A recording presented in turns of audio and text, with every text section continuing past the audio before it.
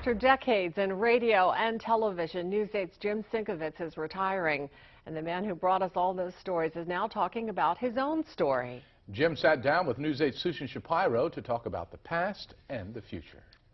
This is a very rural area. Still coming down here, Ron. It's News 8's in-depth coverage of the blizzard of '93. In his 45 years in broadcasting, Jim Sienkiewicz has been on the front lines of a lot of major news stories, like the nuclear accident at 3 Mile Island, the very public suicide of State Treasurer Bud Dwyer, 32 injuries now, and the riots at Camp Hill State Prison. I'm grateful that I was able to do that. I was grateful that I was in that situation where I could bring that subject to the people of Pennsylvania. Jim spent 2 years in the Marines, earning a Purple Heart after being wounded in Vietnam.